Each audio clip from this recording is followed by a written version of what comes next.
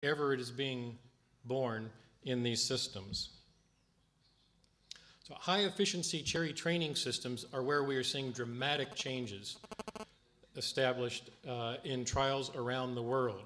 We are trying to simplify our tree structure because that gives us easier management so that we can optimize those key leaf populations in balance with the basic fruiting units.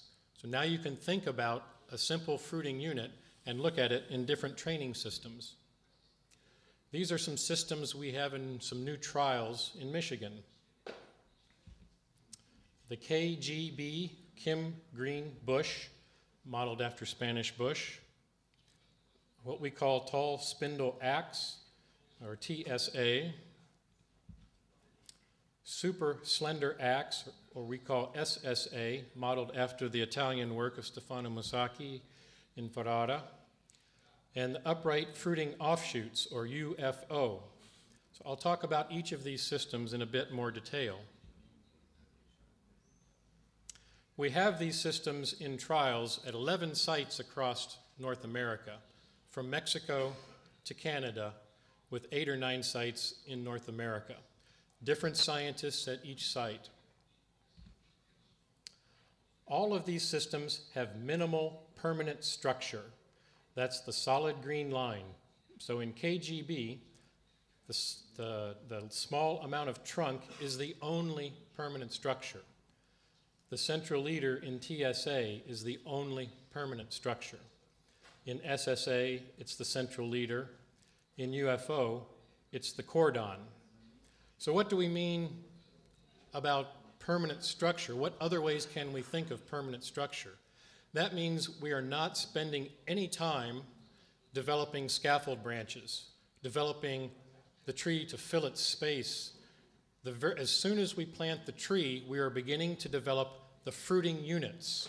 We are focusing on putting all of the energy of the tree into the fruiting unit.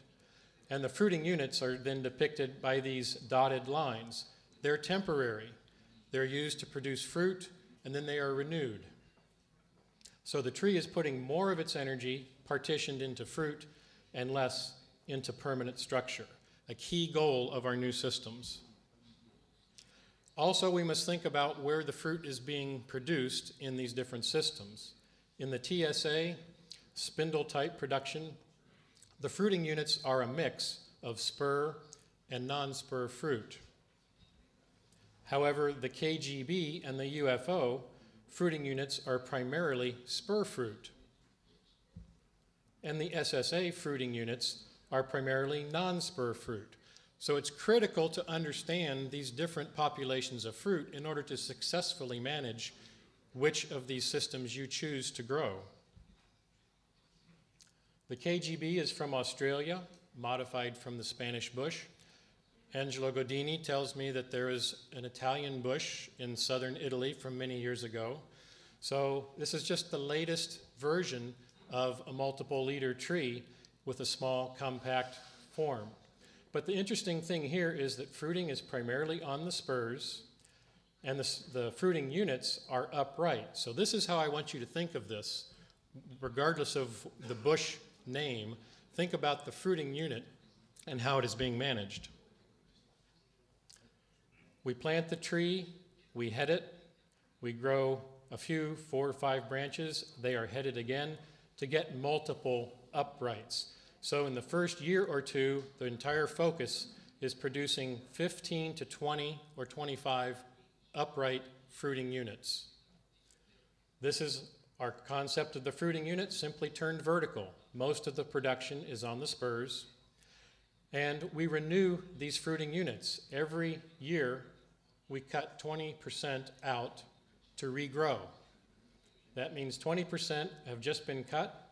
20% are forming their first spurs from being cut last year, and 60% are at full production. You can see a very regular ability to manage your crop load in such a system. The TSA system is simply a spindle system derived from previous systems like that of Fritz Zahn and Tobias Vogel in Germany, and the tall spindle system that we are now planting extensively in the US in apple. As I said, fruiting is on a mix of spurs and non-spur basal flowers, and it's on horizontal fruiting units. So our basic unit, and most of our fruit production here. Differences are that we consider each of these fruiting units to be temporary. So the first year we grow as many laterals as possible, and this is critical for these systems. You don't want 3 or 4 branches, you want 10 or 12 fruiting units to be developing on this tree. It keeps it in balance in a very small space and gives you uniform fruit quality when the fruit units become mature. The lateral fruiting units are headed annually, so what grows is then headed, removing the terminal portion. That removes that dense cluster of fruit that would form next year. So critical to the TSA system is thinking ahead 1 year to balance your crop load by pruning before the flower buds form. That gives you more leaf area and a balanced crop load. Once again, like the KGB, 20% of these fruiting units are then removed every year and regrown. The SSA, I won't speak too much about because Stefano will speak about this later and we'll see it today at Ferrara. Developed in Italy, fruiting is primarily on non-spur basal flowers, and here 100% essentially is being renewed annually, not 20%, 100% is being renewed of the fruiting units. And the fruiting units are comprised primarily of the basal flowers on new shoots. Picture from Ferrara. The system as it is being developed. Whoops, jumped ahead.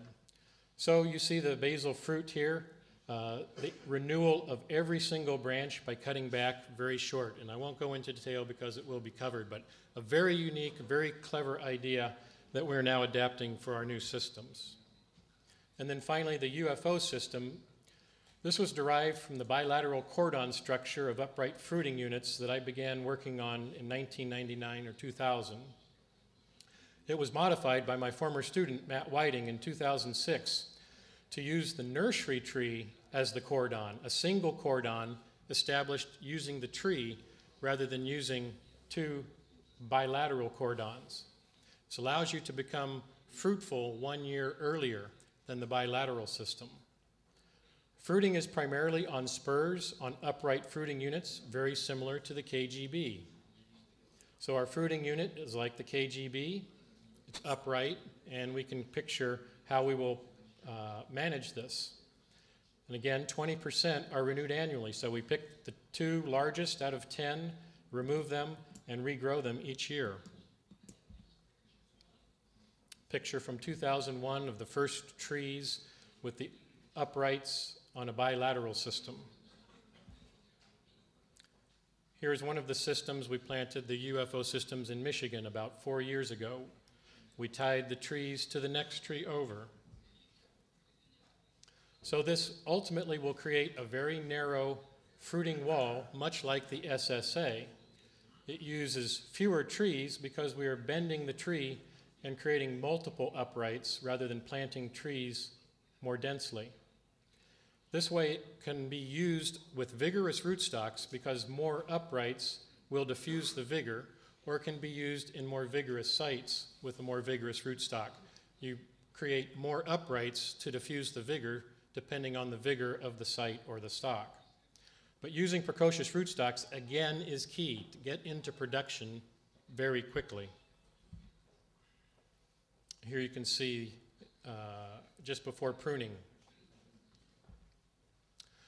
The fruiting unit renewal combines the SSA and the KGB in that, like the KGB, we renew 20% of the uprights, and right now we're investigating with ideas from Stefano if we should manage each upright during its fruiting lifetime as with the SSA, very short pruning of the laterals. So in the first year, we plant the tree, we establish roughly 10 uprights. In the second year, we begin the renewal. And this is a critical point for UFO because we want to maintain balance, and because a cherry will tend to have a very vigorous shoot near the base or near where the cordon is bent. We don't want those vigorous uprights to become too dominant. So beginning in year 2, you begin your renewal, even though you've not seen any fruit yet. That allows this to regrow and be more balanced with the rest of the uprights, and it brings you into the cycle, the annual cycle of renewal that you will then always be maintaining young, strong fruiting sites.